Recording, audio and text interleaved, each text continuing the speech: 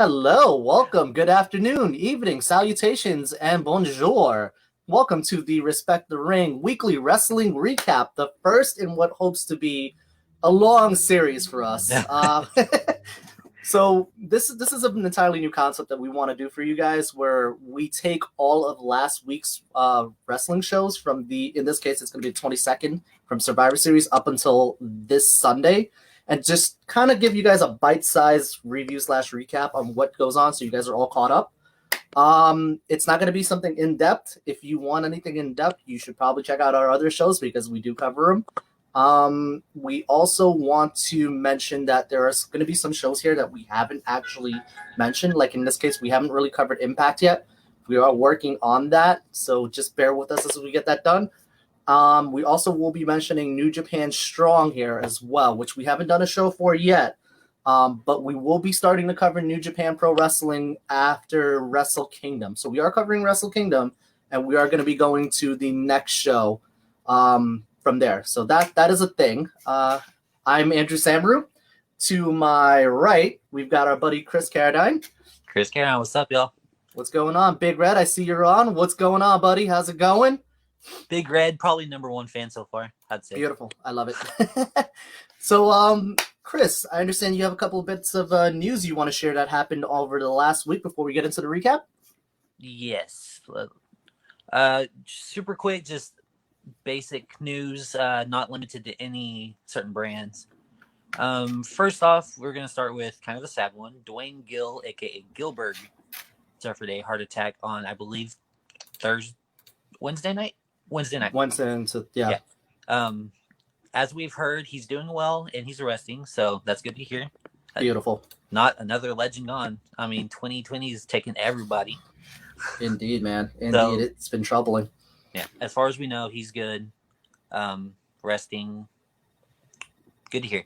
Indeed, we'll keep an eye on that. Keep you guys posted on what's going on with that one.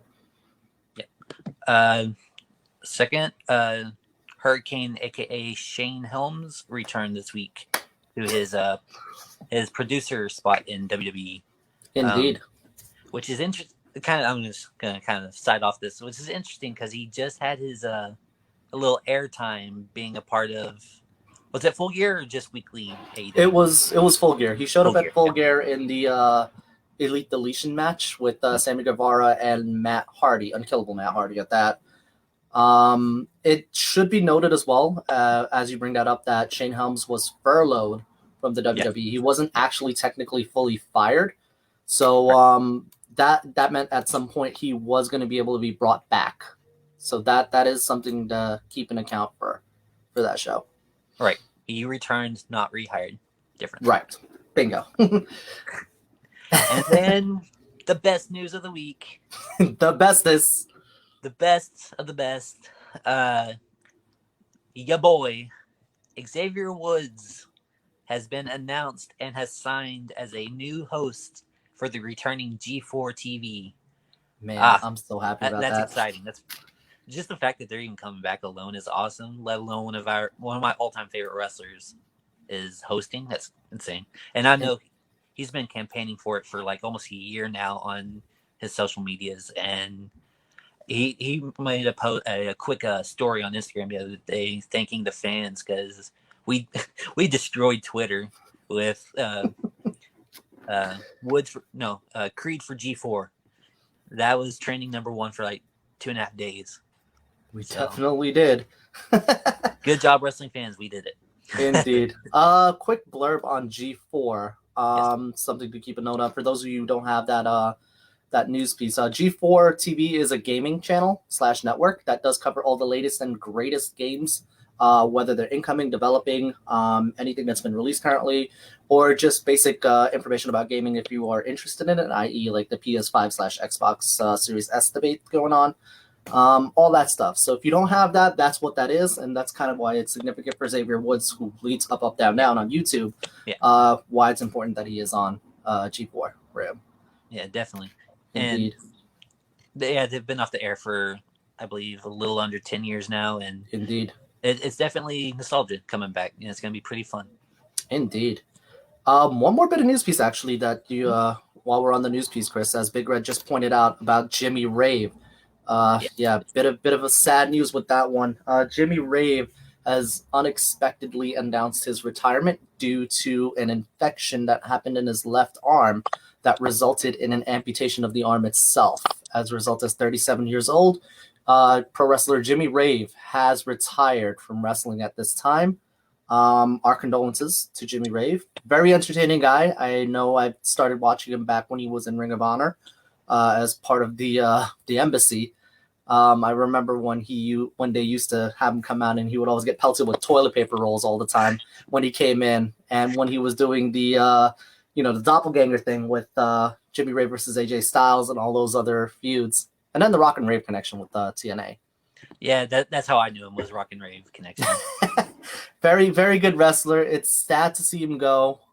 If there is anything that he has in regards to donations or, a GoFundMe or anything, we'll be sure to keep you guys in the loop regarding that as well. Yeah, keep an eye on his Twitter, of course, Instagram. See, if you can help, you can help. Yeah, absolutely. And we'll keep in the loop on that, and we'll keep you guys posted. Right on. All right. Well, let's begin. Indeed. And we're starting off with the Survivor Series 2020 recap. Chris, you want to take the charge on this one? For sure.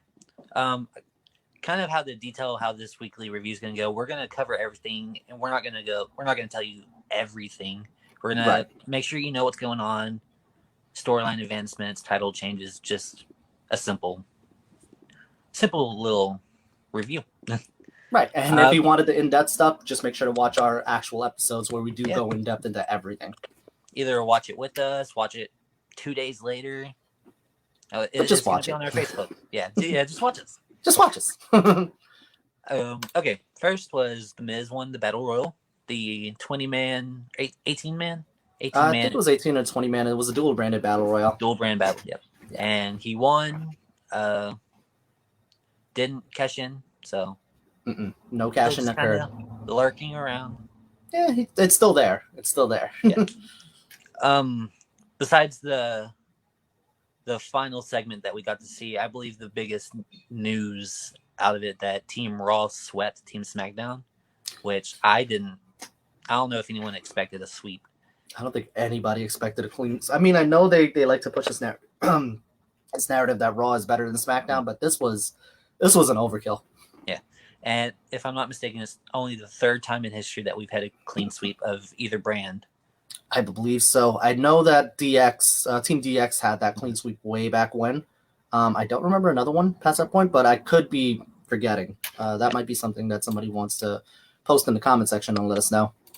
All right. Next was Bobby Lashley beating Sami Zayn, and which we dubbed the flub of the show, which sucks because they're both very good. They just didn't really work well together.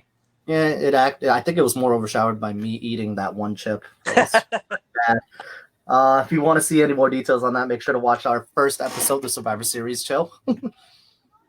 Let's see what's next. The match I've been waiting for months and months. Street Profits defeated the New Day.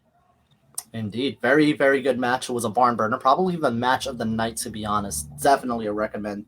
Yeah, it was very good. Mm-hmm.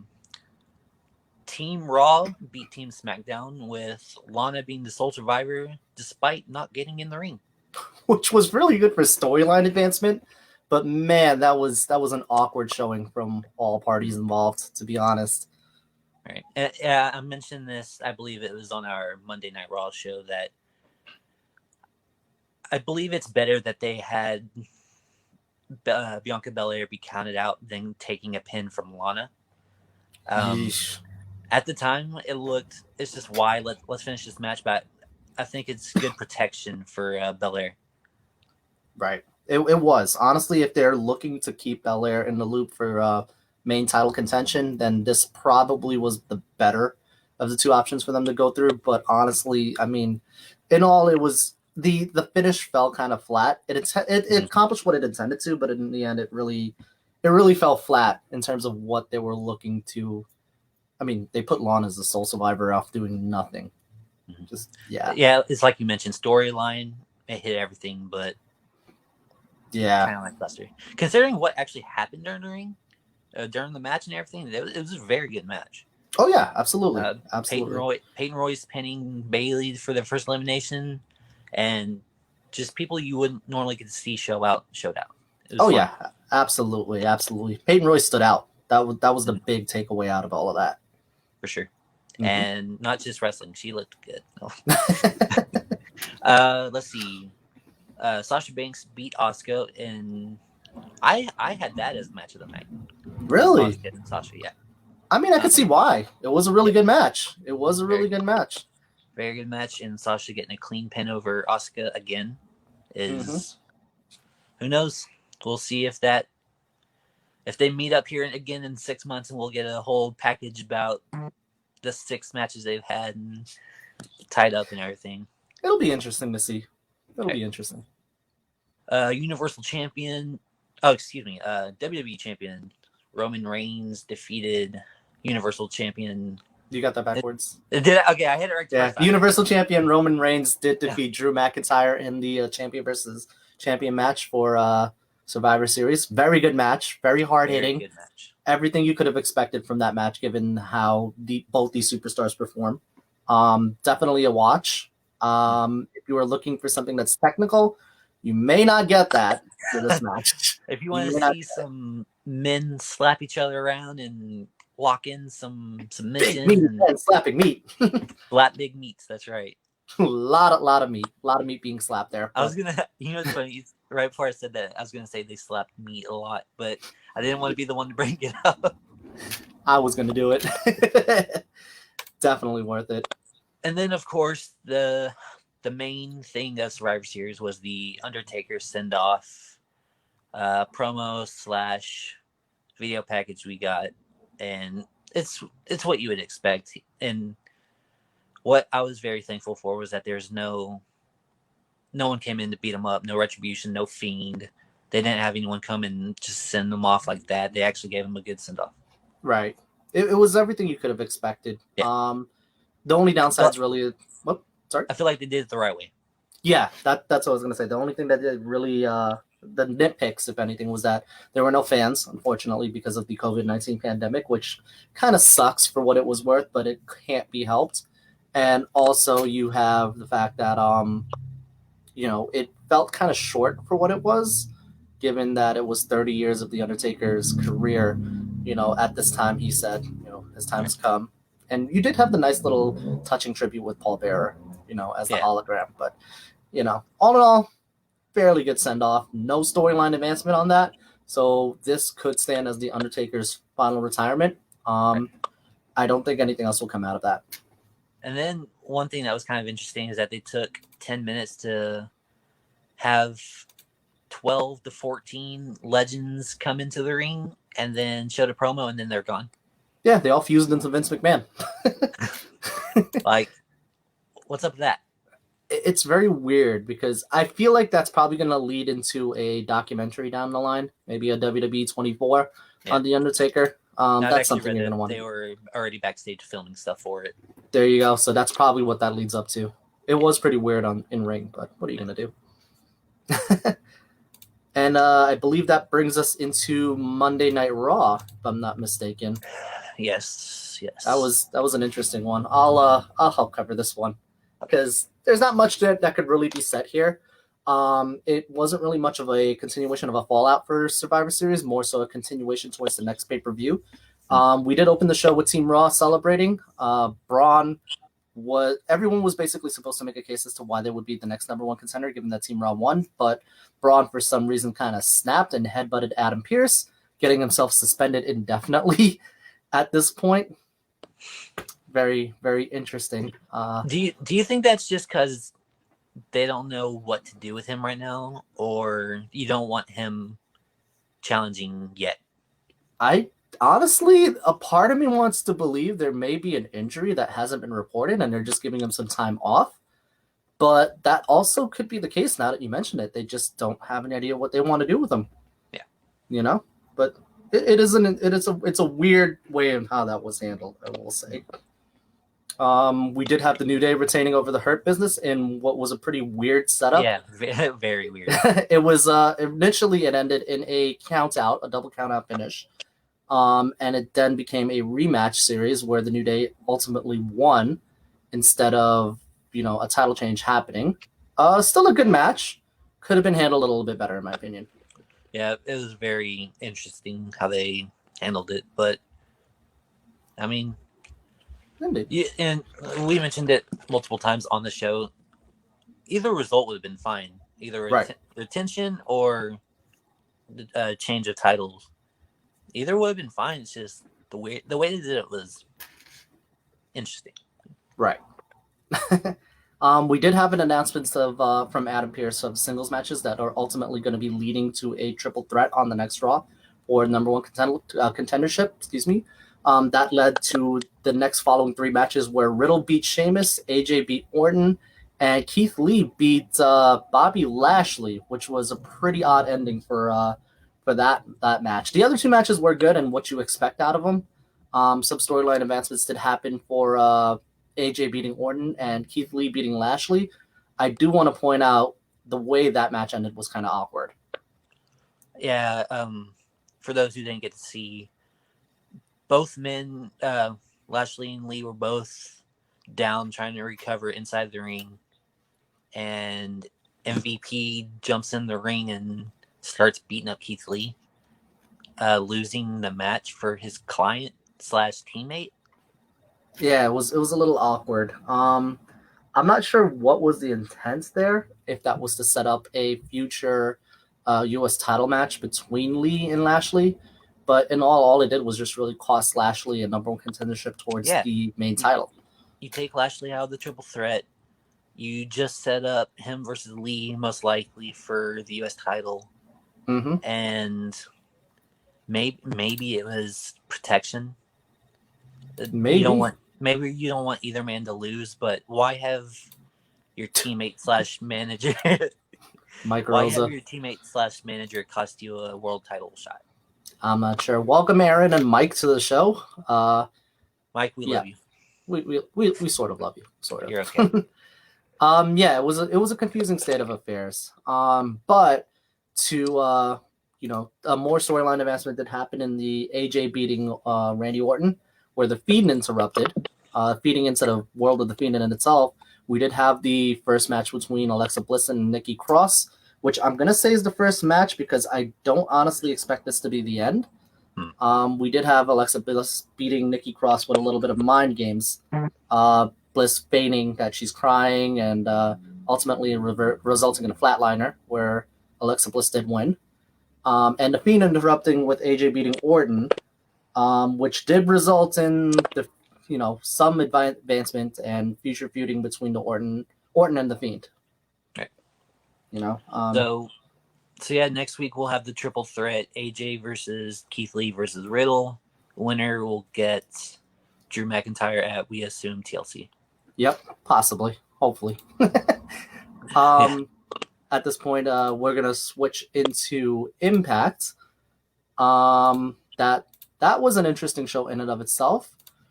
We did have a continuation of the Knockouts Tag Team Title Tournament.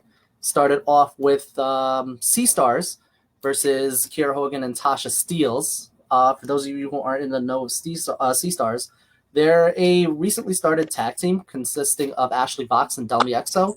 Both very good competitors. They're still rookies at this time, but they do have a lot of potential going in. So we do want to keep an eye out on them as time goes because there's a lot of potential coming out of them. Right, just a little side note for that, Vox and Sea Stars. I'll say Sea Stars. Yep. They are actually tag team champions at a local Texas promotion. It's just not 2 people slapped together. They're actually tag team, and they're actually tag team champions currently at a local Texas show. They're actually even sisters in real life, so there's chemistry there for sure. Yeah, that makes even more sense. It's not 2 people slapped together; they're just sisters. Yeah, they're just sisters. It's all good. They're just sisters. We also had a little bit of storyline progression with the Rosemary and John E. Bravo murder case, if you will. We continue with Wrestlers Court with Madison Rayne representing Johnny Swinger, while D'Lo Brown from the Nation of Litigation, if you will, represented the locker room. I'm not going to get into too much detail on that because I feel like you should actually watch it. It was entertaining for what it was worth. But it did ultimately lead to Rosemary taking the stand, stating that she never really loved Johnny Bravo, and she only really used him for his, and I quote, virgin blood. And it did result in Johnny Bravo actually coming back to the stand and admitting it wasn't really Rosemary that shot him, but it was really Larry D, using his romantic Lawrence D persona, who was jealous that Bravo took Rosemary. So Johnny Swinger is no longer guilty of what happened. I don't know if you have any thoughts on that, Chris.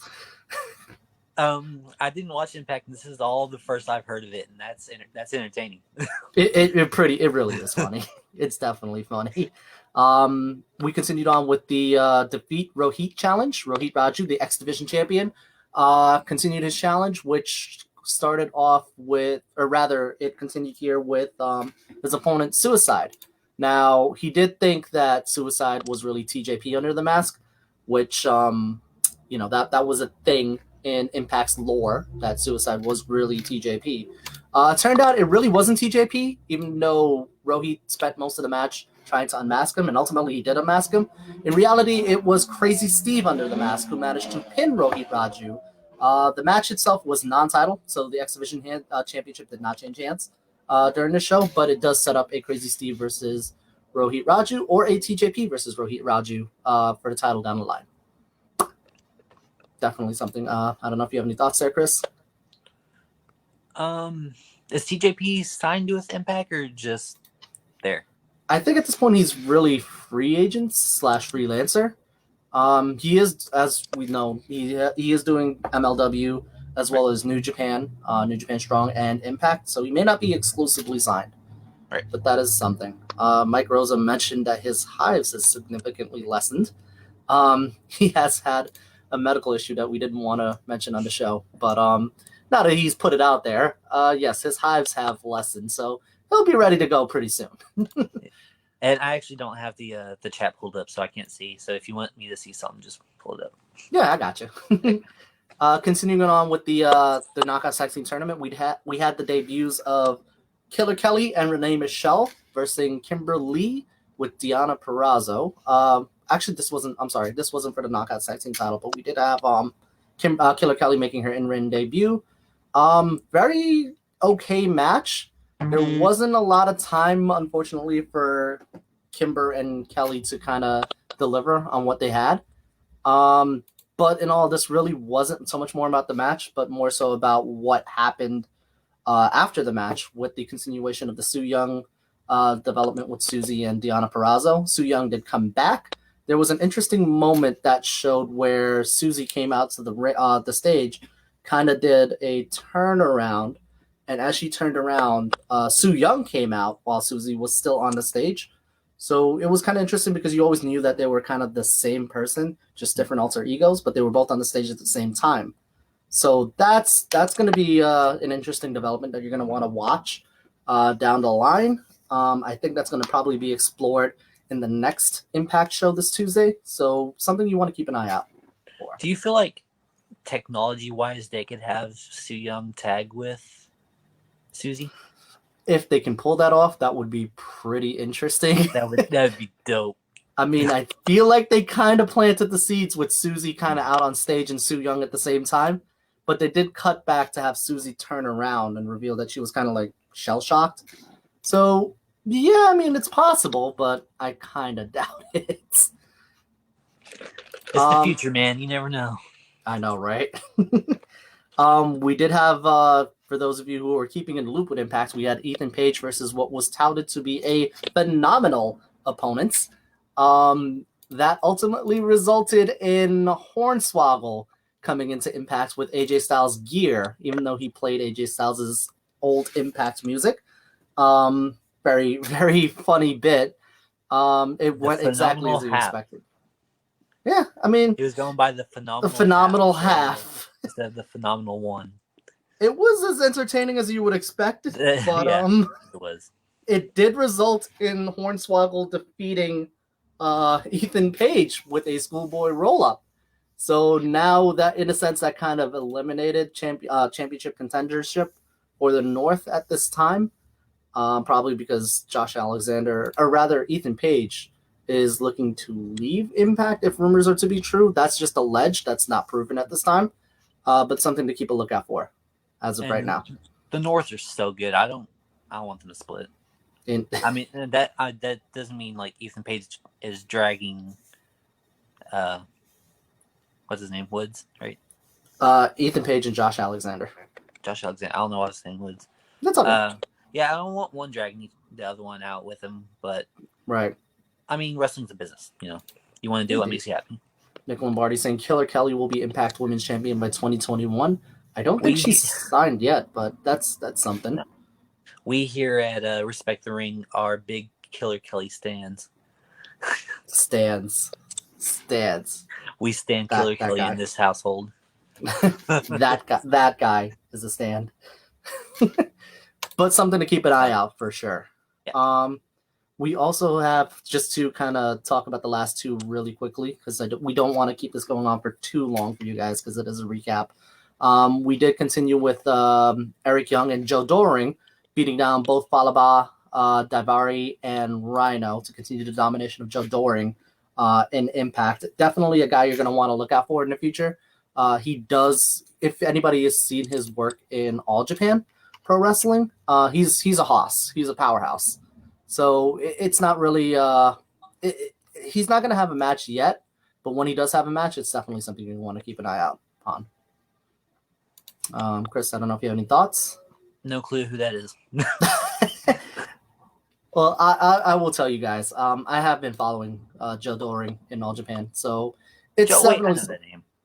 I haven't seen him, but I know the name.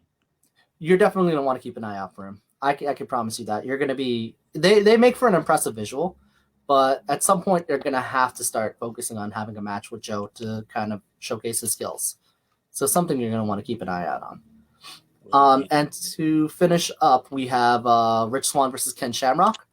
The match itself was okay for what it's worth, because in a sense it did a lot less for Shamrock than it did for Rich Swann, because in a sense it kind of showed that he really couldn't keep up with Rich Swann. What did happen though is we did have a couple of brawls with Moose and Eddie Edwards coming out, which kind of hid the fact that Shamrock kind of couldn't keep up, to be honest. But that's not to take away from Rich Swann, who just works at a pace that not a lot of people can really keep an eye out on, you know. And we did have what looks to be a continuation of the Sami Callihan and Eddie Edwards feud, which was one of Impact's best feuds going in. So that's definitely something you're going to want to keep an eye out on. They did do a little bit of a continuation with the bat at Eddie Edwards again, but this time it was planned and it wasn't an accident. So there was some blood, but this time there wasn't an explosion of the face that kept Eddie Edwards out for quite a while. But I digress. All in all, a really good show from Impact. Definitely something that's going to want to keep you invested for the next week's episode. So definitely keep an eye on an Impact going forward. For sure. Indeed. Do you have any thoughts on Impact, Chris? I'm sure it's a good show. I haven't really had the time to catch into it. I mean, I keep up with every brand on Instagram and Twitter and whatnot, but I will be getting into it. I'll be able to help with your segments. I try. Now we go into Wednesday's MLW, AEW, and NXT recaps. We're going to start with MLW first. That was the first one that was on the air at the time. Chris, I'll let you take that. It was actually the first MLW I've seen, and you can go watch our previous stream and watch it live with us. It was so good.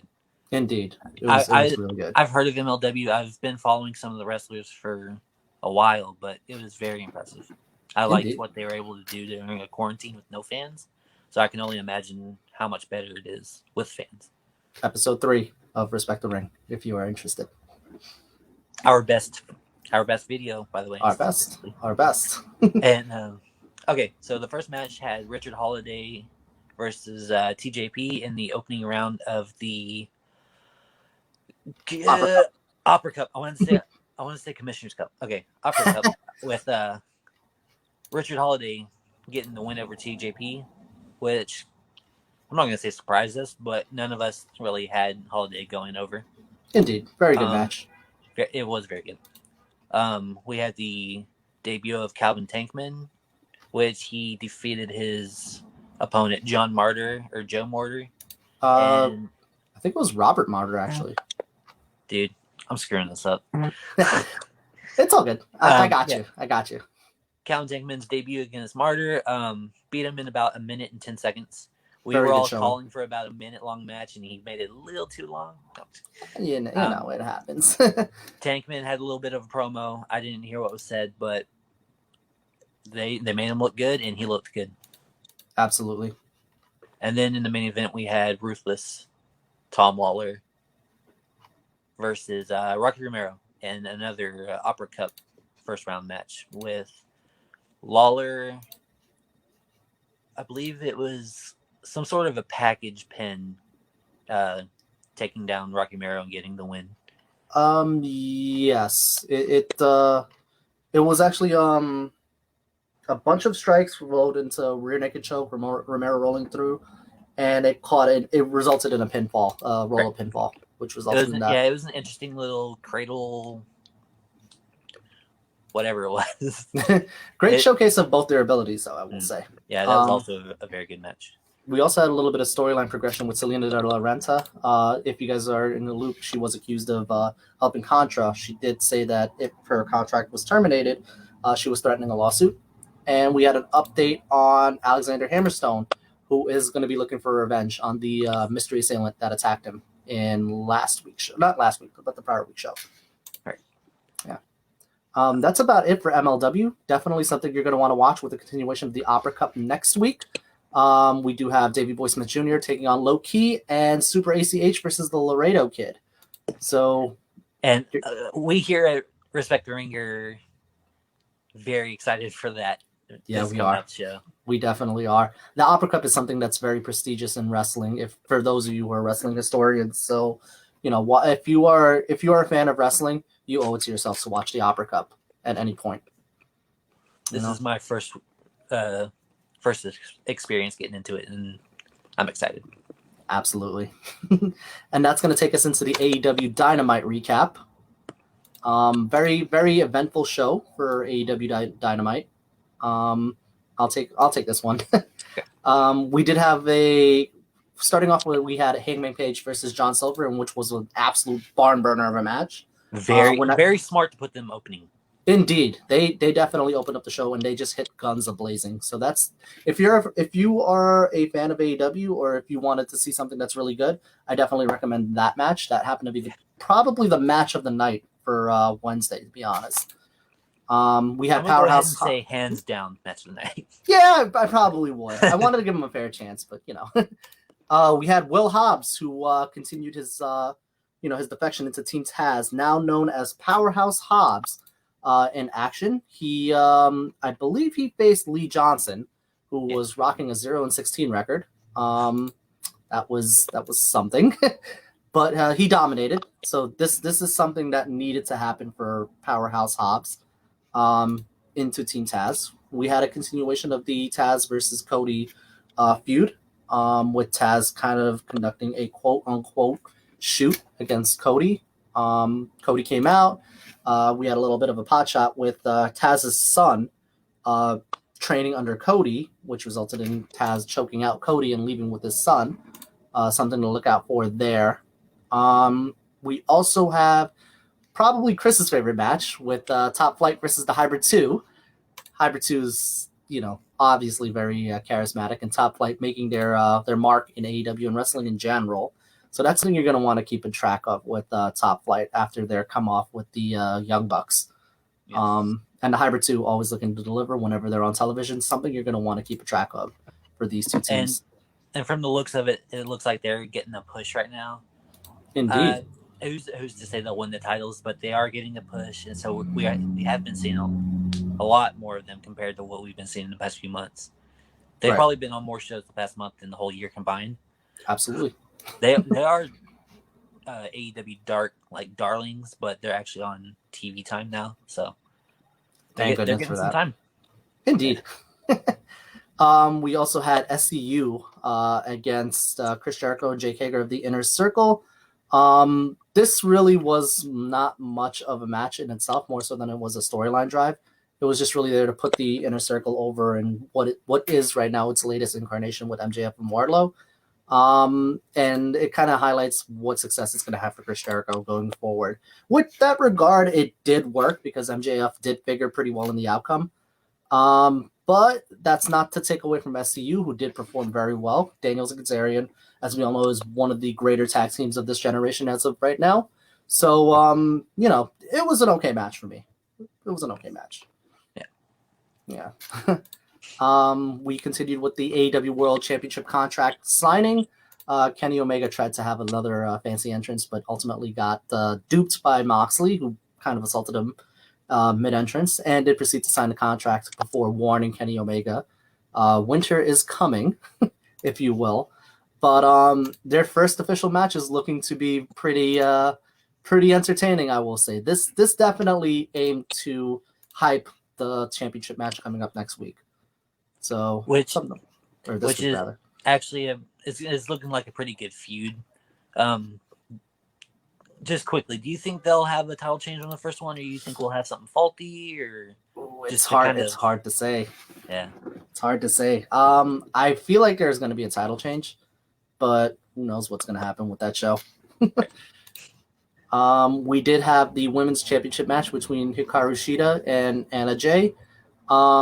It kind of sucks with this match because the majority of it kind of took place during a picture-in-picture, but this did pick up pretty quickly midway through, and I think this did highlight that there's probably going to be a little bit of a feud between Tay and Jay, if you will, because there was a little bit of dissension being teased between the two of them, and as we all know, there was the introduction, if you will, of Abaddon into the title picture after she came back with Hikaru Shida and marked the belt with blood. So something you're going to want to look out for those of you who are fans of Abaddon, if you will. Keep an eye out on that one for the future. And the final main event, if you will, was the Death Triangle, consisting of Pac and Rey Fenix against the Butcher and the Blade. Definitely a very good match, a very good main event ending for AEW Dynamite. Butcher and Blade ultimately won that match, but it's definitely something that they needed. They needed that high-profile victory. Definitely furthering the feud between Eddie Kingston and the Death Triangle, if you will. I also wanted to point out the ending also consisted of Lance Archer coming in to assist after a beatdown on Death Triangle. So we may have Archer feuding with Kingston down the line. Yeah, okay. I thought you were going to mention having Archer joining Death Triangle. I don't see that. I do see Kingston versus Archer. Yeah, I don't think it's really resulting in a Death Triangle joining for Archer because he doesn't. Death Square. Yeah, no, Death Square. It doesn't fit. It doesn't really fit. But Death Rectangle sounds better, but yeah, it kind of does. And that's about it for AEW. Fairly good showing. Could have been a little bit better, but all in all, I mean, they're building over to their December 2nd card. So I would say that was a good showing for them. World Championship match next week for Pretty Platinum, the AEW Championship. Indeed, that's definitely going to be, and it's the first official showing between Mox and Kenny Omega. Now, I say that specifically because they did not have an official first match yet. They had the unsanctioned match at Full Gear last year, but it wasn't official. I've seen them wrestle before. You did. That was unsanctioned. I specifically mentioned official for that reason. That's going to take us into the NXT recap. Right. Chris, I'll let you handle this one. We got Candice LeRae face fun fact. Baron Corbin is not only Mr. Money in the Bank king, and not. Ironic, isn't it? Terrible. Terrible. And he's been the king for over a year, and nothing's happened to it. Womp womp.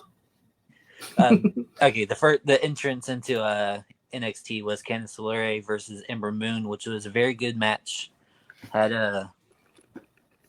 Indy Hartwell pushing Candice out of the way and taking the Eclipse for Candice LeRae, and which ended up in LeRae getting the win over Ember Moon. And it was interesting because Dakota Kai and Reina Gonzalez made their way to the ring about halfway through the match and were kind of on Team LeRae. And as Moon was leaving we like you. We like you, Mike. Ember Moon was making her escape to get away from getting jumped by the other three, only to have Toni Storm join her in a fight to fight the other three, with Toni Storm, the biggest shocker of the whole week out of the 12 shows that happened.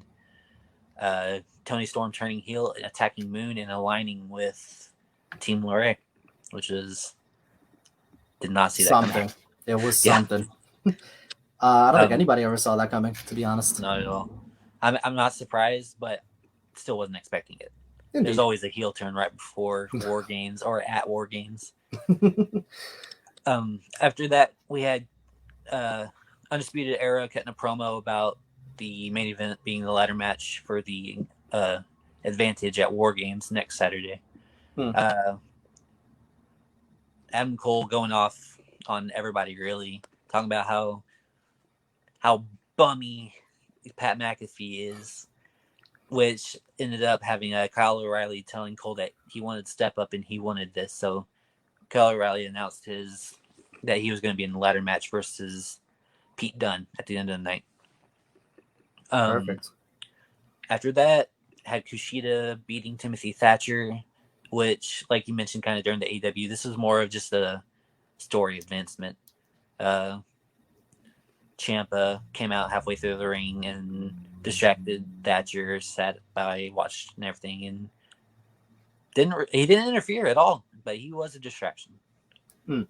But again, had Kushida getting the win, so it continues to push Kushida, and I'm not gonna say embarrasses Thatcher, but shows him weak with his next rival standing right there. Indeed, you kind of have to think that's going to push a little bit, either a feud between Thatcher and Ciampa, or maybe regrowing of Thatcher in the guys or follows or wings of Ciampa. Right. After that, we had a segment of the KO show, which Kevin Owens was the guest announcer or guest commentator for the week, and started off with Leon Ruff talking about if he should be embarrassed if he was a champion because he had to have help both weeks, which ended up having Johnny Gargano come out, which ended up having Damian Priest come out. All in all, just kind of a storyline pusher to have what was announced as a triple threat: Leon Ruff, Johnny Gargano, Damian Priest, triple threat at TakeOver for the North American title. Right. Promises to be a good match. Yeah. Cameron Grimes beating Jake Atlas in a fairly quick match, but it was another feud setup / advancement. Well, not even setup; it was just advancement. They've been feuding for a while, with Dexter Lumis attacking Cameron Grimes, and set up the match for TakeOver in what. It's going to be a strap match. Yeah. It looks like a strap match because Dexter Lumis had a strap and he threw it to Grimes, so you would only assume that's what's. I mean, I feel like I'm stating the obvious, but you never know. Indeed.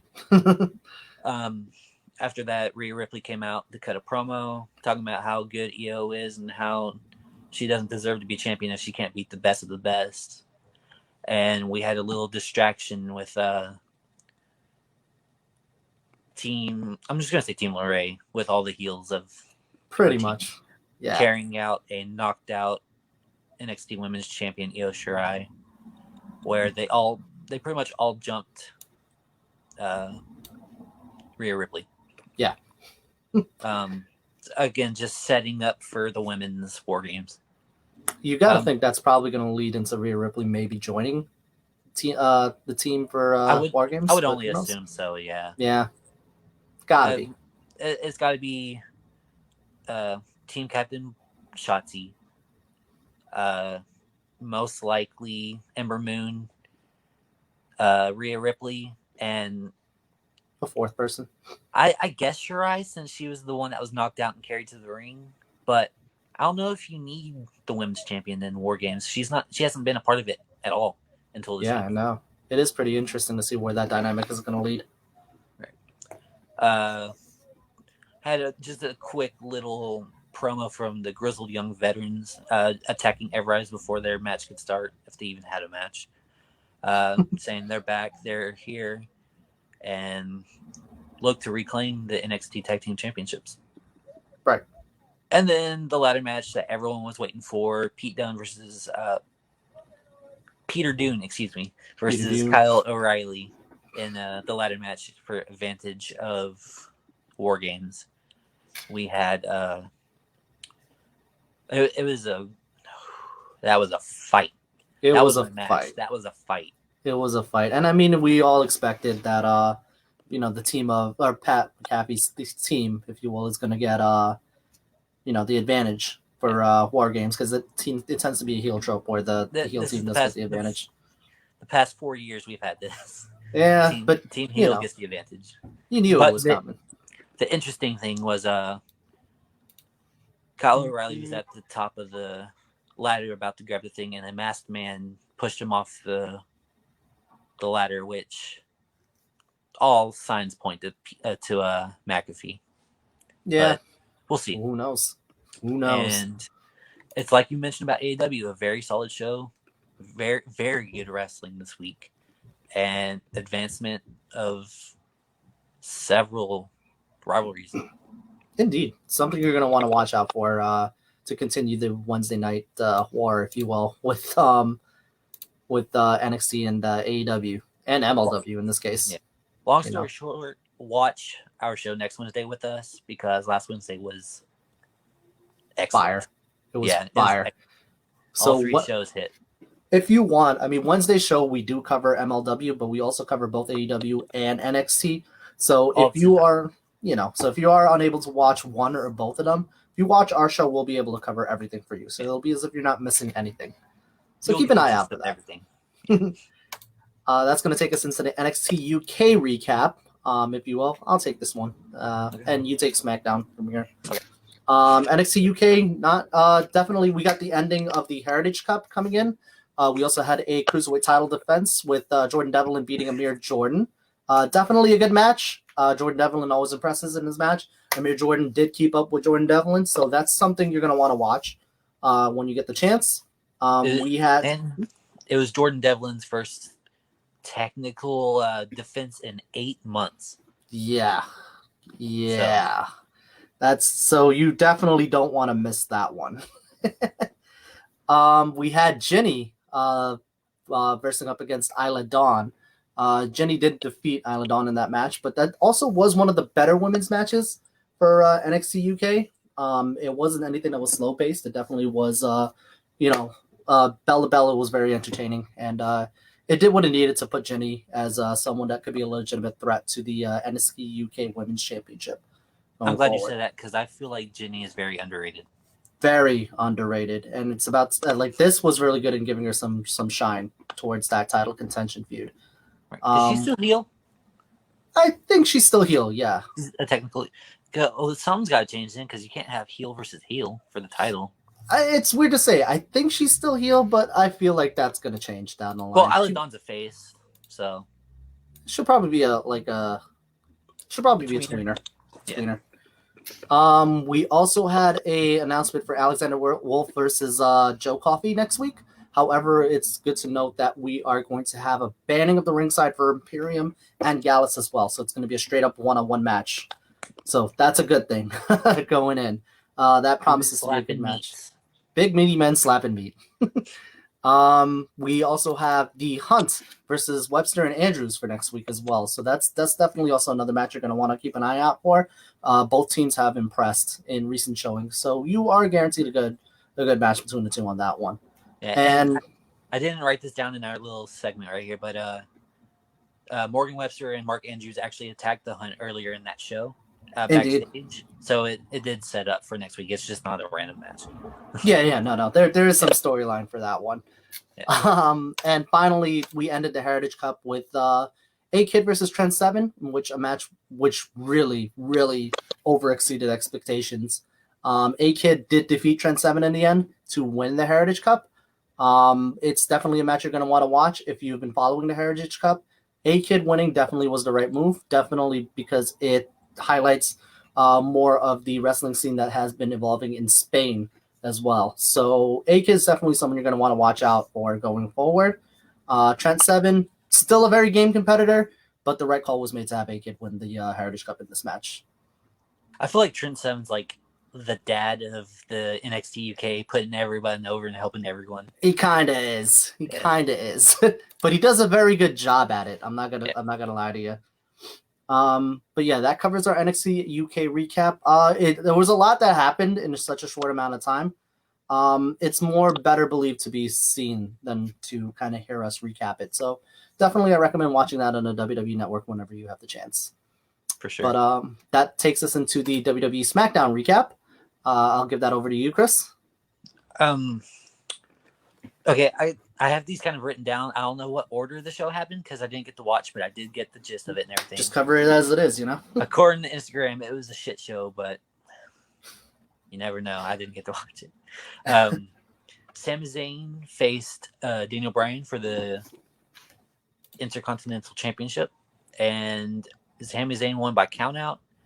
From what I saw, he hit a brain buster or something on the ring apron and knocked out Daniel Bryan.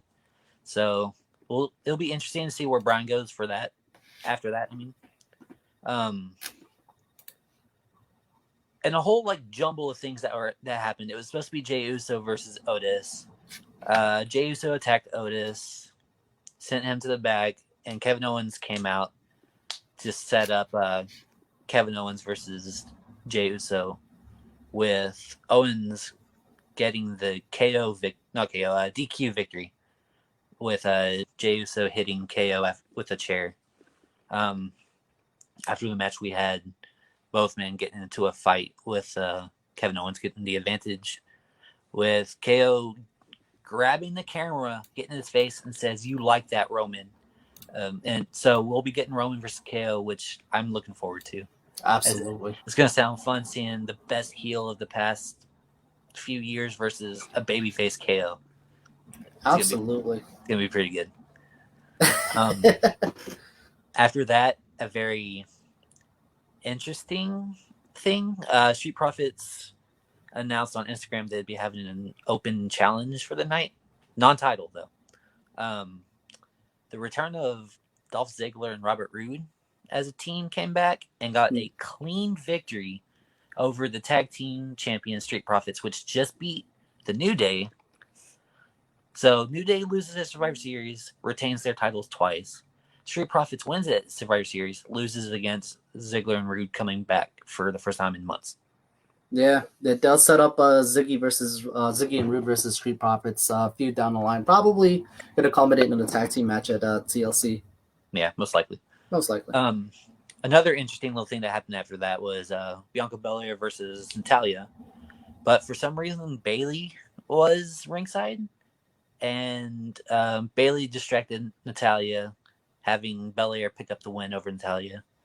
So I don't know if they're trying to have Bayley as I don't want to say a manager, but helping Belair, or if that's going to turn into a feud.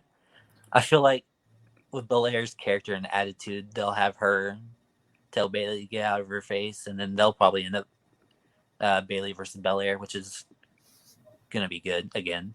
Probably. I did allude to this during the Survivor Series show that it feels like it's a furthering of the feud between Bayley and Belair, or a starting of a feud between the two.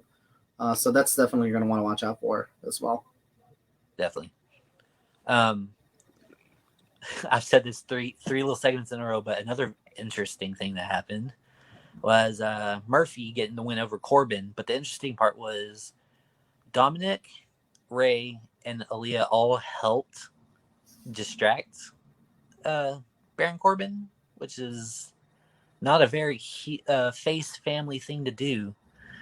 But not at all. it got Murphy the win. Pissed off Corbin. Corbin immediately demanded a rematch next week, so we'll have Murphy versus Corbin again next week. Backstage, we had Sami Zayn walking around with his title after his match, with Big E confronting him, which Big E is any kind of champion in the company. Give it to me. Give it to me. Preferably World Championship, but there's time. So most likely we'll be seeing Big E versus Zayn for the IC title coming up soon. TLC, 2 or 3 SmackDowns from now. We'll see. Right. And I don't think this was the show closer, but it's the last thing I have on my list was Carmella cutting a promo with the untouchable Carmella finally getting touched and beat up by women's champion Sasha Banks. Right. That was something. That was, you got Mike saying Big E should be the guy to take it from Zayn. I'd be okay with that. Absolutely. You know, I mean, the rightful champion got his title, so. And if he doesn't, just have it propel him even higher. Indeed. Which I don't know how it's happened before. Losing a championship gets you more over, but who knows? Maybe he'll win the title and move on and move up with it. Devin says Sammy should never lose this. I absolutely agree with you, Devin. Sammy is the rightful Intercontinental Champion. It should never lose that title, but that is just my opinion. The eternal Intercontinental Champion, but I digress.